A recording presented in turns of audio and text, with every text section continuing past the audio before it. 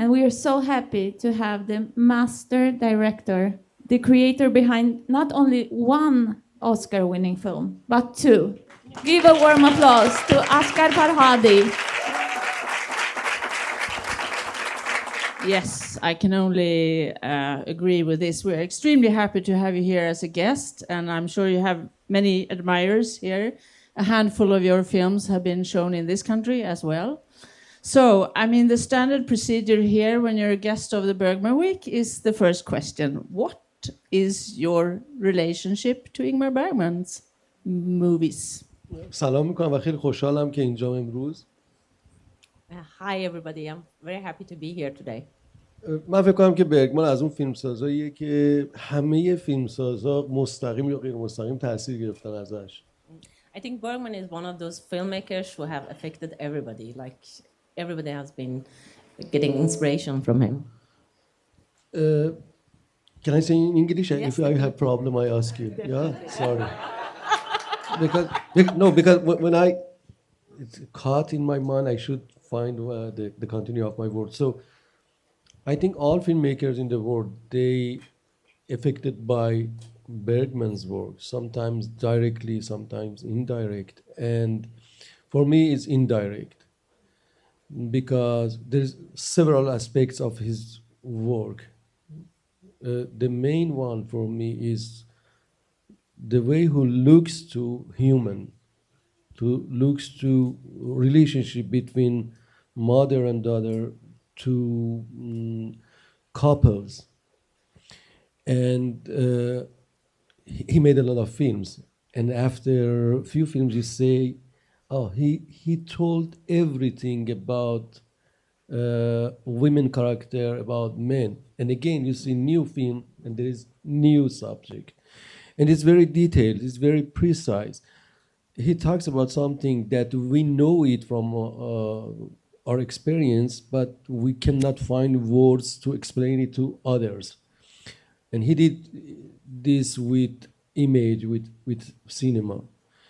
And the structure of his films is very well done structures. And he started something in cinema that before him didn't exist. Like looking to camera during a very realistic narrative, looking to camera and say something. It's kind of making distance with audience, and it's like a brushed way. And after that, some other directors, they continued experience.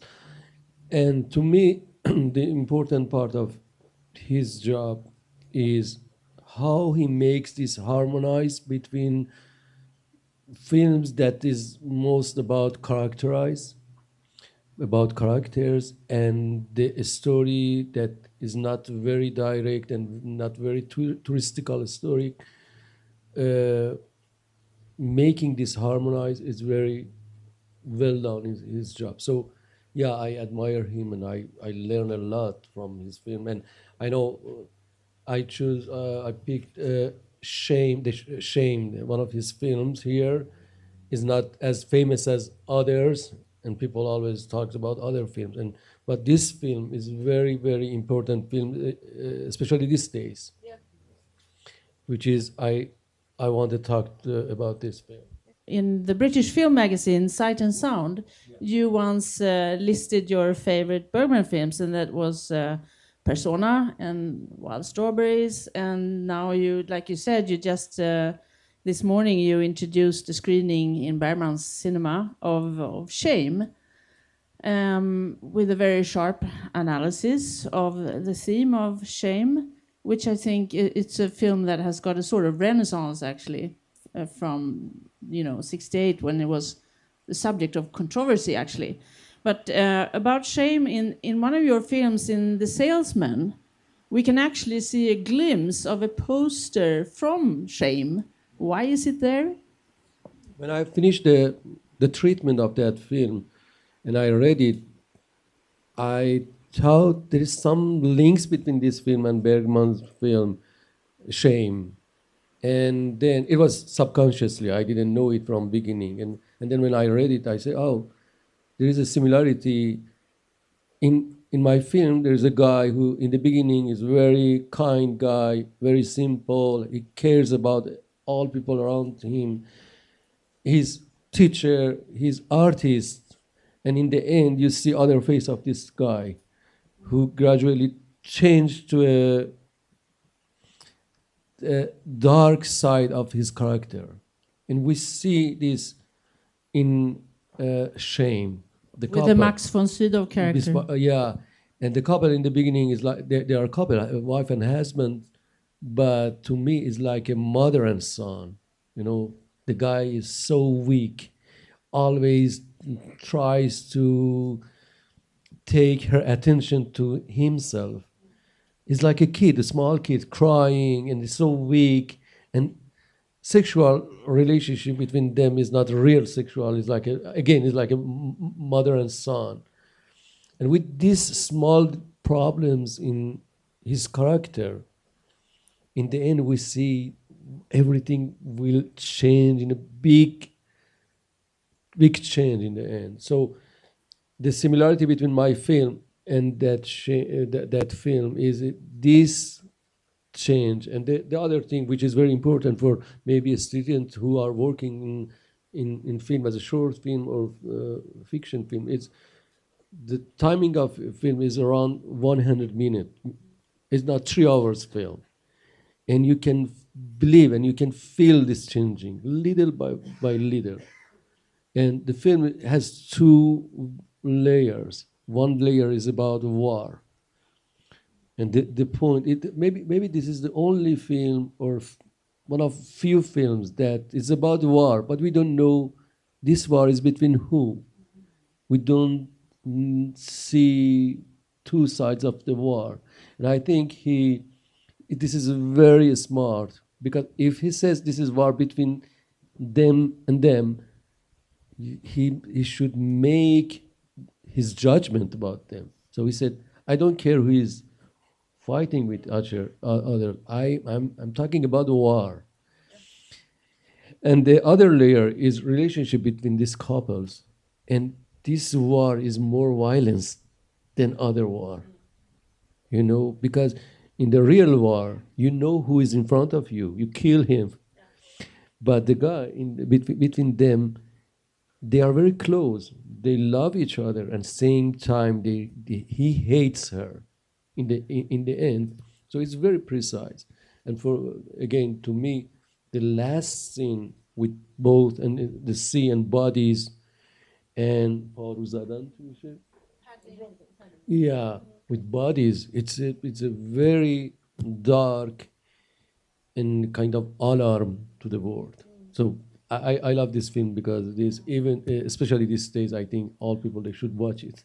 Yeah, it's interesting you make the comment about the war, because this film was made in 1968 at the height of the Vietnam War, and precisely it got some criticism, among others, from a known Swedish writer who thought Bergman wasn't political enough, taking a stand, and the Vietnam War should be identified as such, etc. I don't understand that critics who said he is not politicians is not enough. And I heard this about myself too much, but I think this is very, very political films.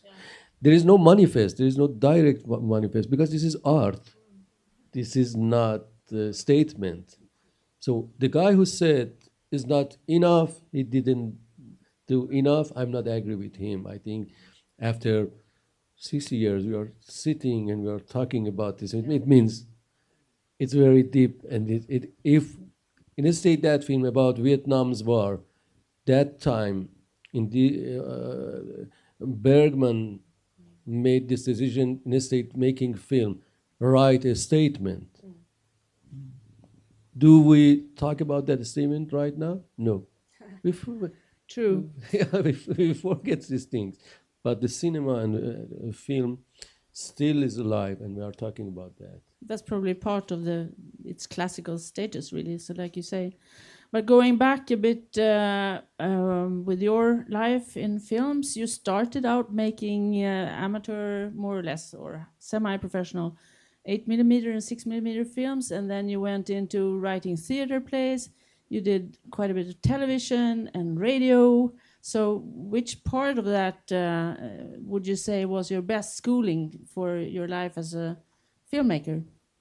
For sure, theater was the main one. I learned a lot from reading plays, and still I think the theater is a more, there is more art than cinema. Theater is more like music. It's more pure. Why I say this? Because in theater, play gives you more space to think, to imagination. In cinema, especially these days with these streamers and TV series, you just watch. You don't think. You don't have any imagination. Everything is there on a screen in your TV. You are just looking. They don't give you any question, any doubt, and when it's finished, it's finished. But in a lot of plays, especially from this region, like Ibsen and Strindberg, when you finish the play, you have a lot of questions to think. It's like after play, everything again starts. So that period, which was very important for me, and it was 7 or 6 years, I learned a lot, and I shaped my taste from that time. Yeah, and I'm sure we'll get back to that also, how you have used your experience from the theater. But now a bit about your films then. In 2011, that was the year of Nader and Simin, A Separation, for which you got your first Academy Award or an Oscar, one of those shiny things that you can see in original in our exhibition, because like you, Ingmar Bergman also got a couple for various films. And then 6 years later, you got another Oscar for The Salesman. So you are definitely part of that select group. And here comes a kind of a strange question maybe, but if you were the one-person Oscar jury, which one of your own films would you give an Oscar first? In other words, which one do you think is the best of your own films that you have succeeded most with, regardless of Oscars? I wish from beginning in each film I get one, but it's not. But I think it was fair. By a separation, it was a right time for me. Now I think if I got this prize earlier, maybe my character, I was not ready for that. Successful is good. It's gift, makes your life happy, but same time it's very risky, it's very dangerous. You should be careful. And you should know this is just a gift, it's not film. We love Bergman, not because that took the statue there. We love his job because his film. Without that statue there, our feeling was same. So I say a separation because that time was good time. Earlier, maybe it was more risky. Okay, so we should all be happy you didn't get it earlier. So let's talk about the films. And yesterday we screened your film from 2009 about Ellie. So let's talk about Ellie. And it's a book, I'm sure some of you saw it yesterday. So just one sentence. It's about a group of friends who go for a weekend trip and how a very dramatic incident transforms them, and the terrible consequences of lying, which is a reappearing theme in, I would say, most of your films. Correct me if I'm wrong. But this leads me to the question, do you think of your films as moral tales? It is. It is moral because in one aspect it's moral, but some people maybe don't like this aspect, and they they looked at on that film by social aspect or psychological aspect. So I tried when I made these films to open all these windows for audience. But to me, as an audience to my films, the moral aspect is more important, and is about making decision, making small decision, and how this is small decision, which is not important in the ordinary life, and we don't care about this small decision, how this small decision can make our life different than normal life, and how can make a big crisis, and how زندگی ما رو به سمت یه رفتار غیر اخلاقی میبره. And the life would go through another direction that is not our personal More personality. Yeah. So توی همه in all my films I try to say, because I believe it, I try to say, if we look to big change, to big twists, big crisis, the root is with very small decision, you know, and then it's like a domino. You make your first small decision wrong, and then the next one, and in the end, it's like hell. So by this aspect, it's more on, and this is my interest. Yeah, and I was just saying to someone before that the theme for this particular film about Ellie could really be that the road to hell is paved with good intentions, because and I really like the film because there are so many subtle details that sort of amount to the big catastrophe in the end. And for example, this masterminding woman, she's the goddess of manipulation, really. And I really think it's interesting how it builds up. But would you say that all this lying that is going on involving the whole group there, would you say that this is a universal theme, or is it the result of an authoritarian system where there is like only one truth? I think it's universal, but at the same time it's very cultural. When we say a small lie, as we talked this morning, and we say good lie and bad lie. Sometimes you say lie to respect other people. Especially in my culture, if I have a problem, I'm sick, and my friend asks me, "Are you okay?" I say, "No, I'm fine." Why? Because I don't want to make him sad. This is lie, but and I have an example about this. If someone goes to doctor and he has a big problem, kind of cancer, very dangerous, there's two kind of doctors, and it's very cultural. I can ask you, let's say, خدای نکرده. God forbid. Yeah. You prefer doctors say to you very direct, you will be alive for 2 months, or no?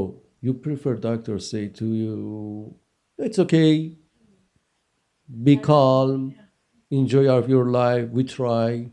Which one? You prefer the first one? Who prefers the first one? Can you just say direct to you? So who prefers the second one? So we like lie. That's part of what. So there is a good which one would you choose? The second one. Okay. Because if I just have 2 months, I prefer to just enjoy of these 2 months. I don't want to be afraid every night and say, oh well. So when we say lie and when we say morality, is not very simple. It depends which situation. And in About Ellie, they are not lawyers, they are good person. But in this situation, they start making small lies. you know, and they in the end they go to that dark situation. Yeah, and then it becomes like a tsunami, Yeah. you know, taking everything and everyone with them. Yeah. Well, something I'm curious about your work with actors.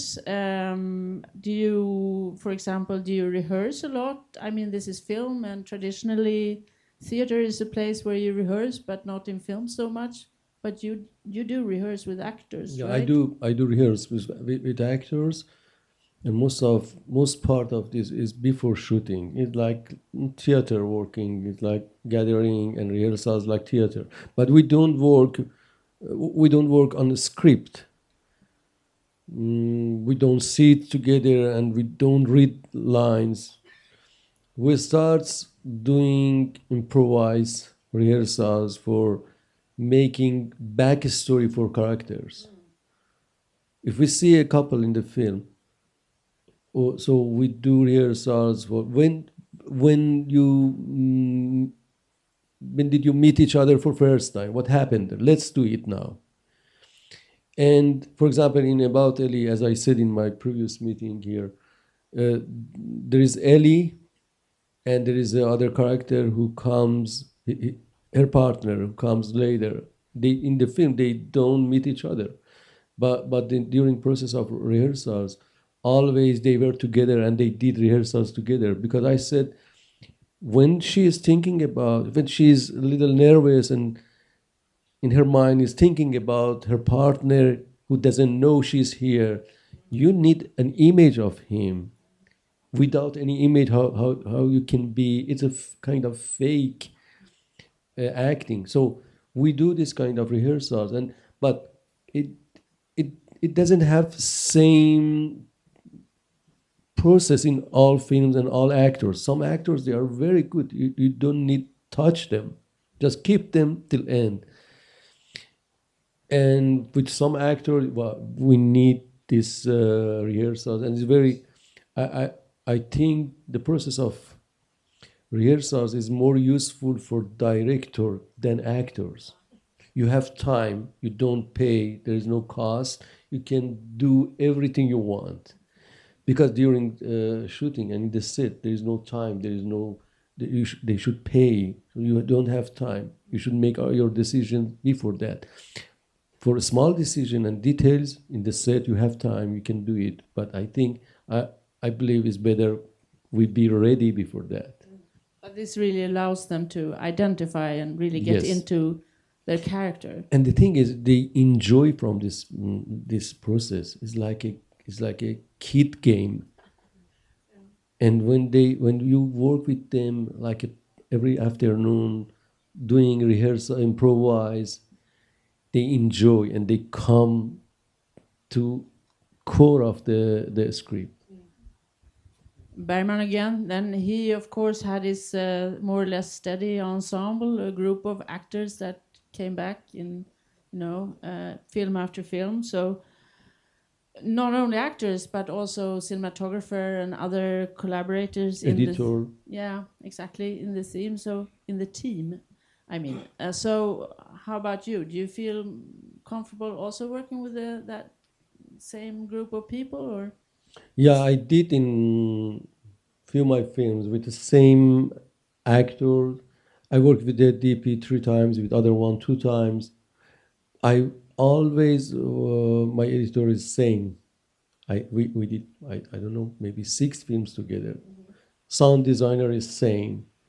But with actors, it's very difficult because you have a story that the age and everything is different. So, but the good example for this is Bergman, because he was so lucky with Max von Sydow, Liv Ullmann. Why you should change them? Because they are the best one in the world at that age. So, yeah, I learned this from Bergman again. He worked with them, and every time they make new character. It's very, very beautiful. Yeah. So, in the filmmaking generation that went before you, what is referred to as the post-revolutionary group of filmmakers, the films were more often than not about poor people in the countryside, a bit marginalized, whereas with your films it was a totally different atmosphere. I mean, it was mostly about middle class. It was like a modern drama, also bringing in an element of suspense. So when you started out making feature films, did you feel that you were going into completely new territory, or were you just doing your thing? Yeah, it was not consciously. It happened, but before me, in my country, there is a lot of good filmmakers there before revolution and after that. Now they are old, and some of them they passed away, and they did a lot of good films. Unfortunately, that time it was very difficult sending that film to outside, and some people, audience outside of my country, they don't know that film, and they are masterpieces. I learned a lot. They were usually they were usually screened in festivals and not always at home, right? Yeah, Yeah. yeah. And for example, in my film, The Salesman, in the film you see one scene of the film title is Cow, which is a very important film, very deep film, and I admire that the director, and I put that scene in my film because that, and he made a lot of good films. Another director, I'm so sad because in festivals and outside my country, they don't know this film. They know, but a few critics and not large people. Yeah, so without them, I couldn't make any film because I before other directors from other countries, I watched their films and I learned a lot, and because they are from my culture, the same language, and I learned a lot from them. I respect them, and they made film in a with a lot of difficulties. There was no tools. Making commercial films that time, so it was okay, but making art house films, it was very difficult, and they did very good films. I hope one day you watch this and you go and find and you watch that films. We have we have good directors that time more than now, I believe. Well, yeah, when in Göteborg Film Festival, we did screen a lot of those Iranian Oh, films. good, very so there good. was a large audience for them, at least there. Oh, great. I remember, even The Cow. Did you watch that film? Yeah, absolutely. Oh, great. Yeah. You have made 2 films abroad, one in France, The Past in 2013, and then one in Spain, everybody knows from recently, 2018, with Penelope Cruz and Javier Bardem. And what was it that you wanted to explore by going abroad and making films abroad? No, it was not my goal. It again, it happened because I had a story that time, uh, rough story, not a complete story, and I couldn't make that story in my country. So I said, let's do it outside, and it was very good experience. It's very hard making film in other language and other culture. It's very hard, but sometimes you need some risks. If you repeat your same work, it means you're afraid you don't want to lose your success. Sometimes you should do something which is very risky. So I did, and it was very good experience. Both of them. It was very good experience for me as a personal side. When you work to other culture, you see the difference, small difference between your culture and other culture, and you should work on it. It's a kind of learning, so it's more useful for me. Exactly, and that was something I thought about too. I mean, when working abroad, as in this case, in your case, in France and Spain, how do you avoid that the film, so to speak, gets lost in translation? Because I mean, there's so many cultural imprints from your own country. Yeah, it's a when I go for the past in France, I moved there with my family, and we were there for 3 years. So I stayed there, and every day I went with metro to my office, walking, talking to people, and I was looking to get the detail of their ordinary lives. In Spain too, I was there, I think, almost 2 years. It was not just going 2 months there and making film and going back. So, and the other thing that helped me is some original elements of life is same everywhere. The way of expressing this is very different. The love has same taste everywhere, but in Japan they don't touch each other. Just they say. In my country, they touch each other to show their love. So hate and love, which is base of all the stories, is same everywhere. But in your country, maybe they just look to each other and they say, I love you. In my country, we hug and say, and this is example. So it helps me. It helps me as an emotional way. The third point is when I go to other countries to make a film, I cannot go to all subjects. I'm looking to space or subjects or themes that it's in common with my cultures. So if I go to Spain on that village, the relationship and everything is more or less same as my childhood story. It helps me. But the new world, I think, and in future, it will happen everywhere. I think in next 30 years, a director makes this film here, other one in other country, and it's good. But I prefer and I wish make more film in my country than other places. And when you did, you were undeniably working within a system with restrictions and rules and regulations. And then, when you worked abroad, and I assume that you've, of course, become freer. But does it make you also a better film director? I don't know, because in some difficulties and problems, you aware of this. In your country, this is a problem. You cannot go to this subject. It's a censorship is here, so you know it. But part of this is in your side, and you don't know anything about that. So when I went to France and Spain, that difficulties, that problems like censor and these things. So I didn't have these problems there.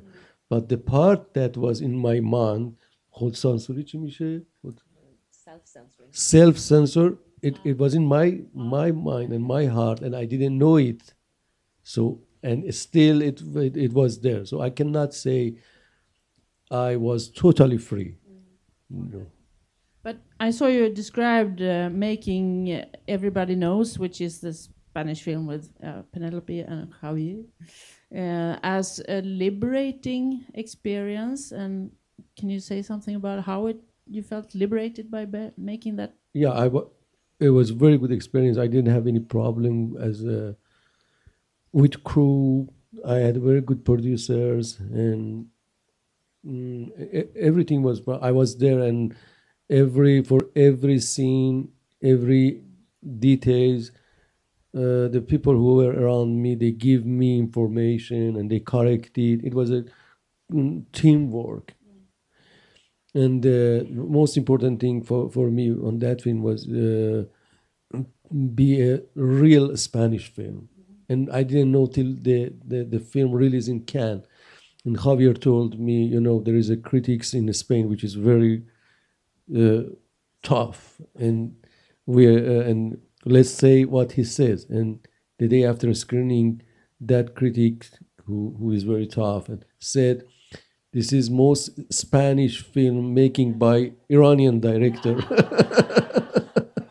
And so everybody in the crew, they say, oh, so we did it. And I guess that was a compliment. Yeah, I think so. Okay. So let's be a little philosophical here now. The main responsibility of any work of art, you have said, is to leave the audience contemplating the film for at least 5 minutes, and I would say considerably more. Usually one thinks a lot longer. But you've also said that a director's most important duty is to entertain, and so actually said Ingmar Bergman. So how would you describe your approach to storytelling? To be realistic, yeah, we need both. Especially these days with a lot of TV series and films and entertainments, doing film just as an art house film, by my opinion, is too hard and it doesn't work. So we can mix these two way. A film can be very art house, very rich, deep. How we can do it? I did it with with storytelling, because all people, kids, old, they love listen to stories, and I use it to make link with public, and then same time I can go to other layer of the film and put some signs to make film more deep. This is the only way I found it, and I think there is no way to keep this cinema and to invite people to go to cinema theater and watch films. We should do something. We cannot be passive these days. Yeah, and speaking of that, I mean, in all the films I've seen by you, there is a secondary plot, that you introduce. And is that part of your ambition to entertain or make the film more complex? This is not my goal to make a complicated film. I don't think complicated, but more, complex. more scenes. Yeah, but yeah, this is the way of storytelling and make it more deep. Because my structure in some films is not like a start from this point and directly go to the end. It's like a circle. We have a situation and characters, they go around this situation, and every time we see their reaction and then we know them. So yeah, as you said, the second plot or second layer gives us this opportunity to have more aspects of that situation and more questions. Yeah. So Ingmar Bergman, he made a big difference between the fun and the boring side of filmmaking. And the fun part, he thought, was the first stage when you got all the ideas and played around with them. And this was all about creativity. And then came the boring part, which was the second stage when writing the script, which was all about necessity. And so, but you seem to enjoy the writing process more, no? Which part is the fun and the boring part for you? Same time is enjoyable and boring, because when you start this morning and you have some idea which is good, you say, oh, writing process is very good, I'm alone and I can do whatever I want. And the same afternoon you say, oh, the idea was not good, and you think, oh, this is worst job in the world, because it's not stable. So it depends. If I have good idea, you have a good line. If I write something which is good, I say, oh, this is best part of filmmaking. If not, but in general, writing process, it's more fun for me than going with a crew and explaining them, and every second they ask you a question and you should give them a very direct answer, very clear answer. And sometimes you want to say to them, I'm human, and give me some time to think about your question. But there is no time. You should give answer back to back. Well, I'll stop making references to this other director. I will just say that you have been mixing theater and film along your career, and I know that you have a lot of inspirational figures like Ionesco, Pinter, Miller, Ibsen, etc. All theater people, of course. How about Strindberg? Another director's favorite. Yeah, I like Strindberg, but I prefer Ibsen. And That's okay. and I know that fight between them, and I give right to Ibsen, especially when they are talking about women. Yeah. So it means it's very clear. Ibsen says the right thing, but their plays is very good. Strindberg wrote that play Father, which is a very good, very deep and very good play. But it's my taste. The aspect of the social aspect of Ibsen is more interesting to me. But I respect both of them. Okay, you heard him, August. So the salesman of The Salesman is, of course, inspired by Arthur Miller's play, The Death of a Salesman. And so what inspired you to play around with that particular play? When I started writing that script, before it was in treatment process. And I said, so I need a play for that. And I said, so I write a play by my own to put in this film. Because their job was actors of play, theater actors. And then, same time, I thought about other plays by Ibsen, by Miller, Ionesco, Pinter. Then, like a gift, I found Death of a Salesman that I think about, that I was familiar with that play during my university. And I understood there is a link between the play and the real life of this couple. In the play by Arthur Miller, there is a very important character, the mother. She's very, very important character there. The play is about the salesman, but his wife is more important than him. He's caring about everything. He's core of family. And the last scene in the cemetery, she has a speech. She has a very big monologue there, which is very important. So I found a lot of links between the real story and play, and in the rewriting in the process, I highlight these links. And yeah, this was a challenge for me, and I love that challenge, making like a mirror play in front of real life, and how we can mix these two. When you are on the stage on that film, something happens from ordinary life. During acting, they say something from their real life. When we are in their apartment, and with their real life, it looks like a theater play. When the old guy in the end came to their apartment, the lighting, acting, and it is like a play. So it's kind of combination between play and real life. And just sort of a recap for you who have seen it, and maybe if you have not seen it. I mean, it's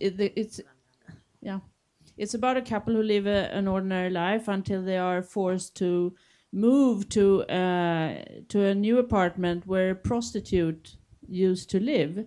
And when the wife is alone in the apartment, Rana was her name, no? Well, whatever. Yeah, she is attacked by a man, which leads to events getting totally out of control. And maybe this is a question related to cultural differences, but when I saw the film, I thought, why the hell don't they go to the police? Honor. Honor is the question. The answer, I mean, yeah. Because it would disgrace her and her reputation, having been attacked by a strange man in her... Yeah, it's very difficult to describe what happened. And you know, the bad thing everywhere is not just once described. Someone comes to you, and it happened in US for someone, and she told me, you write every details, and the second one comes, and so can you please explain me what happened again, and the day after that, for 2-3 months describing this horrible situation. So in different culture, different countries, there's different reasons. Maybe in my country, why they don't go to police is they don't trust what's the result in the end. They don't trust the rules, and maybe the rules doesn't support them. But the main reason is honor.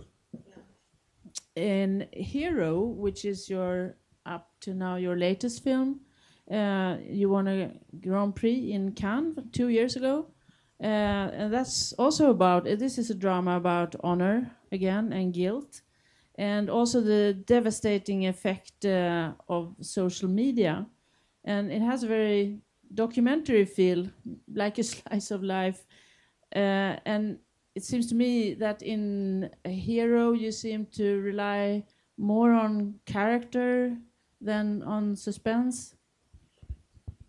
Yeah, maybe. Yeah, I think there is the only film that I have. There is one main character. In other films, there is a group of characters. They fight to each other, but in that one, it's all about the story of this man, and then his kid and his partner. Yeah, and again, it's, as you said, it's about small guilty, the small decision, small lie, and it's about documents. In this world, they don't care about you. They care about your papers. When you go to somewhere, to an office, they say, "What's your name?" They say, "My name is Asghar Farhadi." They say, "Let's I see." They don't trust you. They trust your document. For everything, for everything, they ask you paper and document.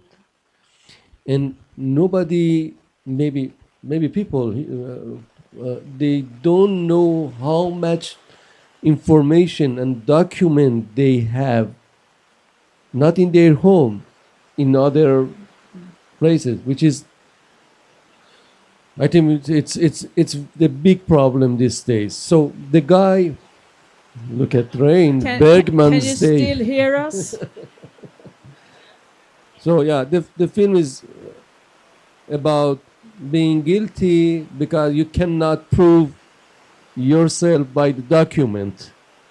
You know, to me, it's more about this subject. Well, I shall let you on the audience soon, and luckily we don't have too many questions left before the rain drowns us here. But I'm thinking of a film that Wim Wenders made in 1982. He interviewed a lot of other film directors about the future of film.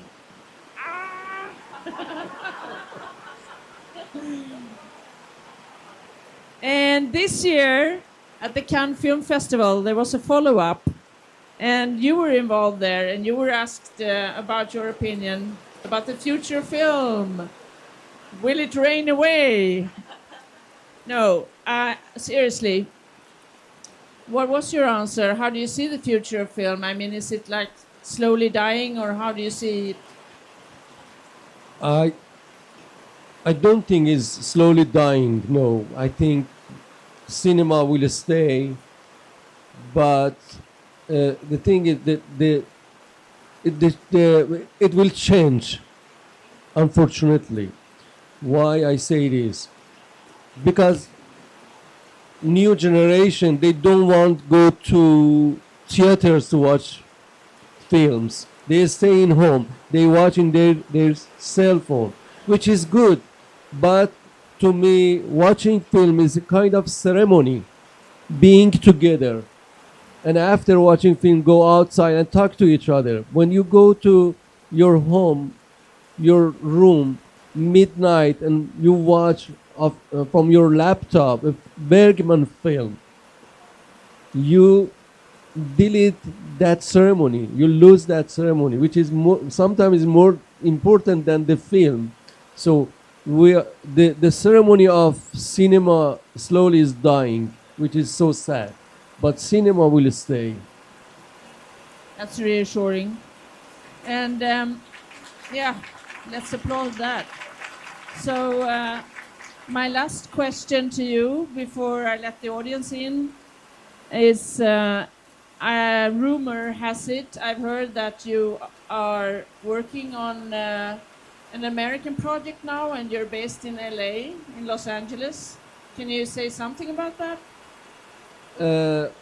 Yeah, I'm writing. I'm in development of script. I'm in US, but the project is not in US, in LA.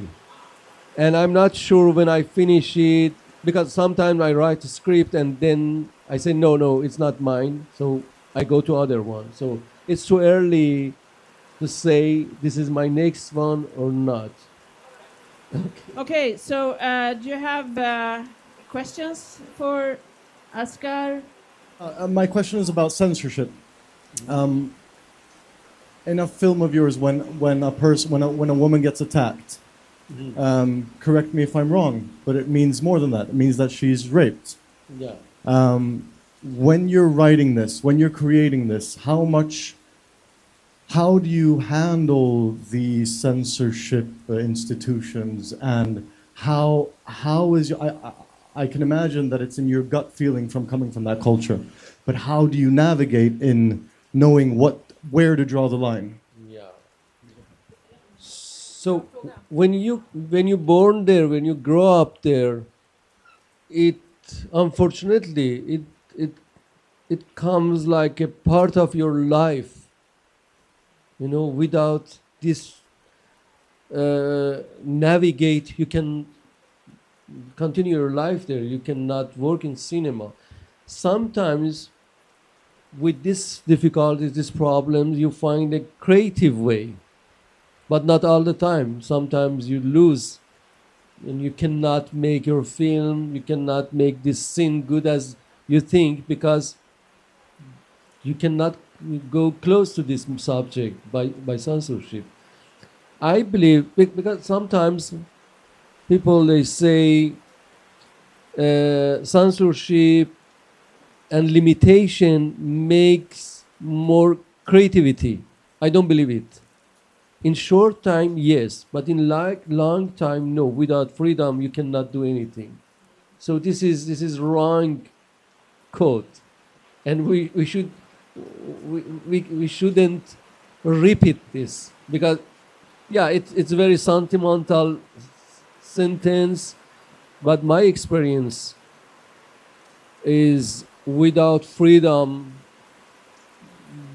the freedom is more important than everything. The creativity is the second one. Yeah, it's very difficult, but same time is a challenge. When you can do it and you win, you say, I did it. But sometimes no, you cannot do, and it's very difficult. You have something in your mind, but you know, I cannot go to this direction because there is a wall. Yeah, but it's unfortunately it's part of this. It's subconsciously, and when you write, your hand knows what should write, what shouldn't. That's the dark side of the censorship. Hi, thank you for a super interesting talk. I'm curious about this thing. What has exile you live in the United States now, done to your work? I mean, when you don't have the censorship, but you don't have maybe your country, your language, your culture too. Could you explore a little bit on that? It's if I was 16 years old and I moved to, or 20 years old, and I moved to other country like US or Europe, it was good because now in this age, my taste shaped with this censorship, but with everything. I try to correct myself, but sometimes I don't know. It is in back of my mind. It is in my blood, unfortunately, because the censorship doesn't come just from government and the state. It comes from your family, comes from your school, streets, your friends, society. You know, sometimes you think this is very good and this is a very important things in your life, and then later you understand no, this taboo is wrong. Why you respect to that taboo? So I'm now I'm in US and I'm writing the script. I try to be free, but when you walk on a beach with stones for 50 years, the way of your walking will change. And if you go to that street with a very, very flat and very good cement, again, your way is same as before. You don't walk in a good shape, you know. I noticed that in a lot of your films, there's a class difference between like a middle class and a lower class.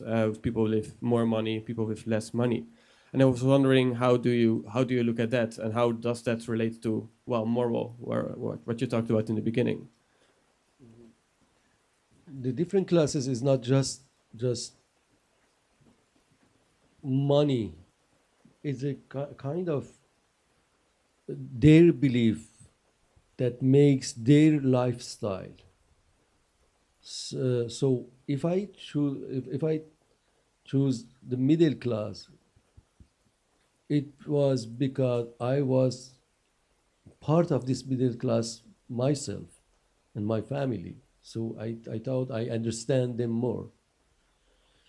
And the good thing is this middle class till maybe a few years ago in my country was getting wider and wider, which is good. And by this, my stories went to that direction. And but my first and my second film is about lower class. But the thing is, we cannot say this film is just about middle class. For example, in a separation, it's a family from middle class. At the same time, there is other family from a lower class of society, and there is fight between these two classes. Because that time I felt, you know, when you go to streets, you can feel this hidden fight between them. They don't show to each other. When you call to someone to bring you your food, and someone brings to your pizza in front of your door, your look, it's like a fighting. There is a fighting, and he says to himself, why I'm giving this service to this family? Why they don't give this service to me? Why he is rich and I'm so poor? There is something hidden in their, you know, mind and heart. That time I felt there is a big fight and منفجر میشه به زودی. Explode, will explode very soon, and it happened. The film was 2011, and I said, you know, be careful. There is a big war, big fight, but we cannot see very direct, very clear, and now we can see it.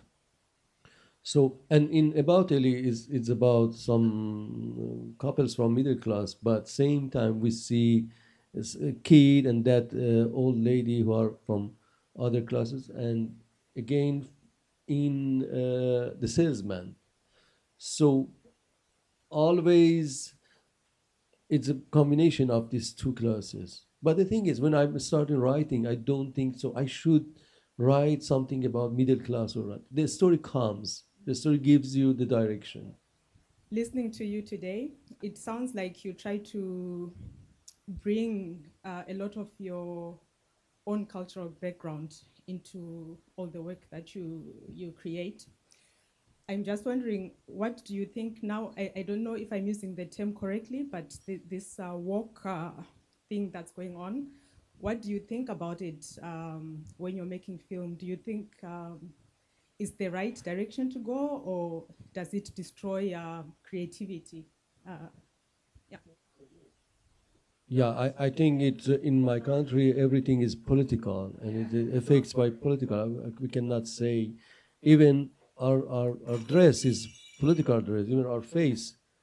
So it's different in US, in Sweden it's different. You can be a little far from political, but in the end their decision will change our life.